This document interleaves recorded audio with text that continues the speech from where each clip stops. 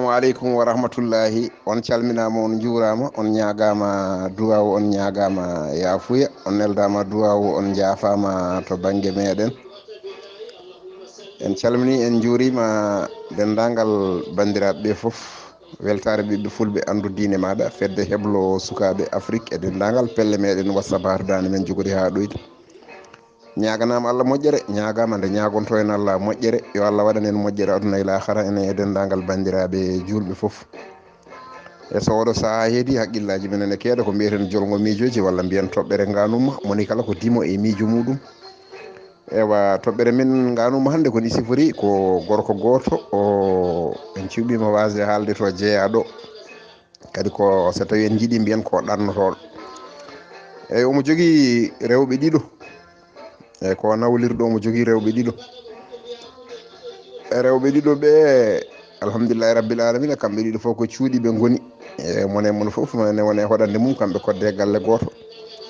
Ewa kanko gorko o omo ɗanno, o heewani ɓoyde ladde no feewi, e so tawi o waɗi lebbi jeegom tan o heewi ko artude, lebbi jeegom fof o artat.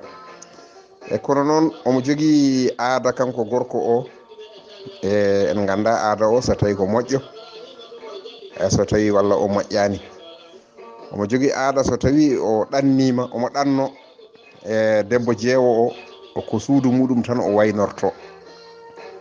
hay sinno tawi ñande hen ko debbo lembel o yontano, yonta on ɗon jamma, so fini subaka omo jogori dawde e bagage makko o nawata koto suudu jeewoto, ko toon o haɓɓata, ko toon o fewnata, ko toon o waynorto. E kala nde omo ɗanno ko toon o waynorto. So tawi o ɗannima kadi o arti, so naati galle bagage makko o adoto jippinde, o jippinta ɗum tan koto suudu jeewoto.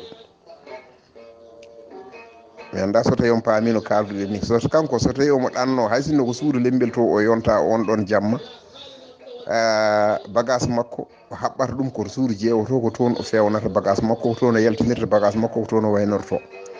So tawi o arti kadi bagage makko o jippinta ɗum tan koto suudu jeewoto, ko toon o jippinta bagage makko, toon kadi o adorto.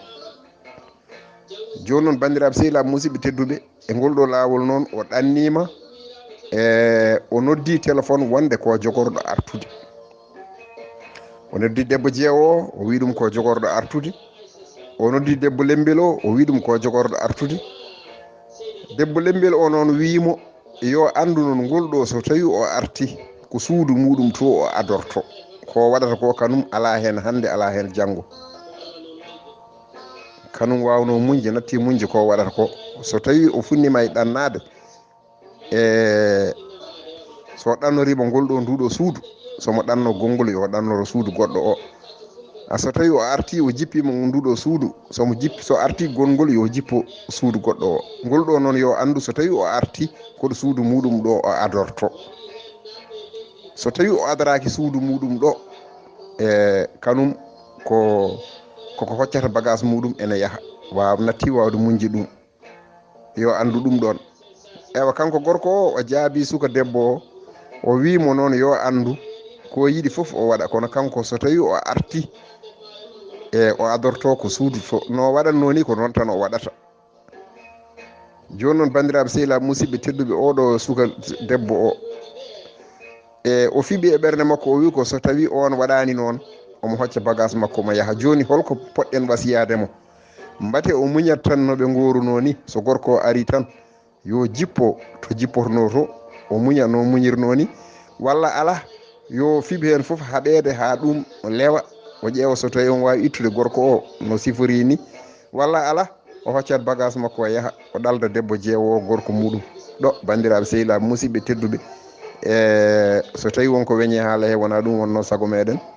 So tawi wonko feewi en koto Allah to, Allah ko pewɗo pewnowo, yo hollu en lawol pewal rewna en hen. O ko musidɗo moon Ibraahiima Saydu Kan, ɗaccu hakke jaafoɗon, on jarama, yo Allah won ballo.